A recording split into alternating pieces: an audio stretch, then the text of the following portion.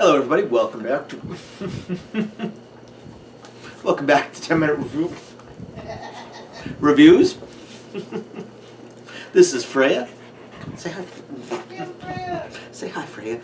And I'm Jason, and we're bringing you today's video. All right, Fuzzy, my fuzzy little co-star. As always, please hit the like and subscribe buttons. We say it every time. We're just a small little family channel.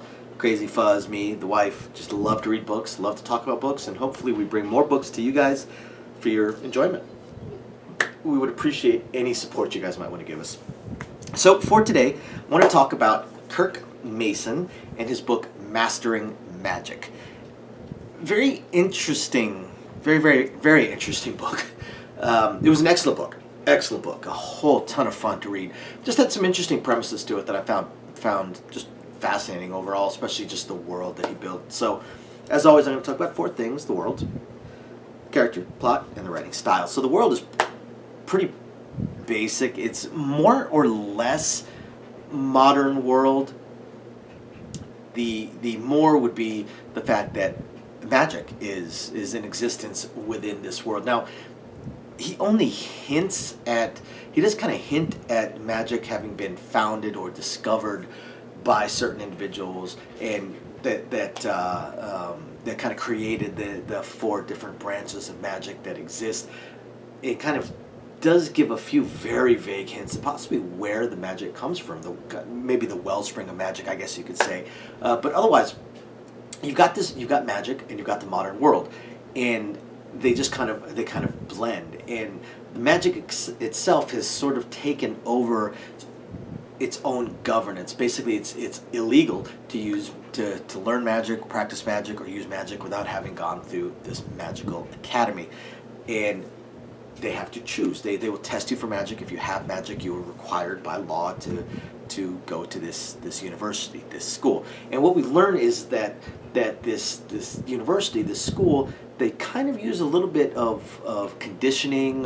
You could look at it as wards, as aegeus, as mind control, however you want to look at it. They basically kind of lock certain things on all of the students. They can't talk about certain things. And of course they have some very obviously controlled deep-seated beliefs that just kind of don't pass the smell test. So the main character, his name is Pete. You have another semi-main character named Misty, but although it's not actually her real name, but it's the name she goes by. And Pete is what they call an unchosen. He's an unchosen, which means that he has no magical potential. He was tested and has no magic, but he doesn't believe it. He does not believe it. He does not know why, but he does not believe it.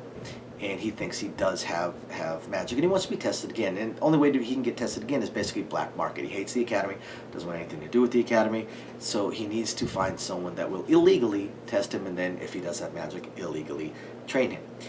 And his method, he ends up meeting Misty. Now, Misty is interesting because Misty is a complete and total geek. She's a complete and total goth / emo / geek. She owns a video game store. However, this video game store is nothing but retro games, and then of course magic. It's an interesting cross between a video game store and a magic store, and then she has, strangely enough, YouTube channels on games, and it's pretty fascinating. Just a little blend of magic and retro games, which we're all, of course, fans of retro games. So Pete manages to get Misty to agree to test him, and unsurprisingly, of course, he does have magic, and she actually has the ability to teach him and to talk about it in defiance of these wards and this mental control that the Magical Academy puts on all of their people. And that kind of leads into the plot. The plot is more of it's not really a slice of life, it's more of a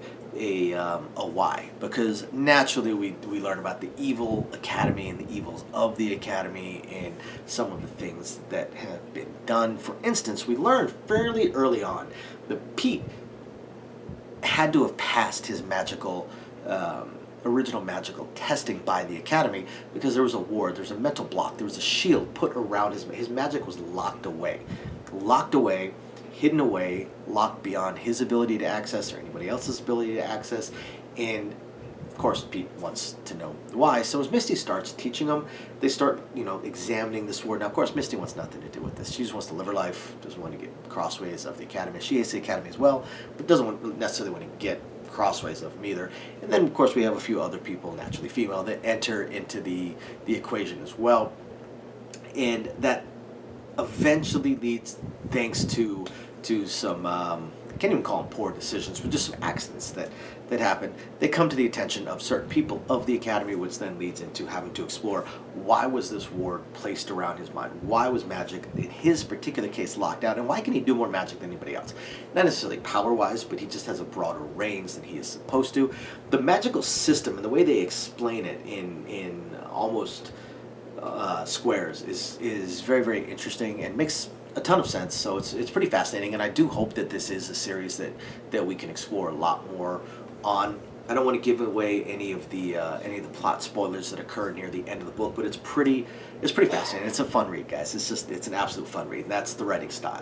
If you haven't read any of Kirk Mason's books before, he writes fun. He writes interesting. He, of course, writes pretty well the interactions between the male and multiple female characters. It's kind of the subgenre that he writes within, but the writing style itself, it's awesome. If you took out the adult sections, which don't really overwhelm books, not that many of them, it's a fascinating little urban fantasy type book. It's a lot of fun, good read. So after you guys hit the like and subscribe buttons, you guys should go check out Mastering Magic by Kirk Mason.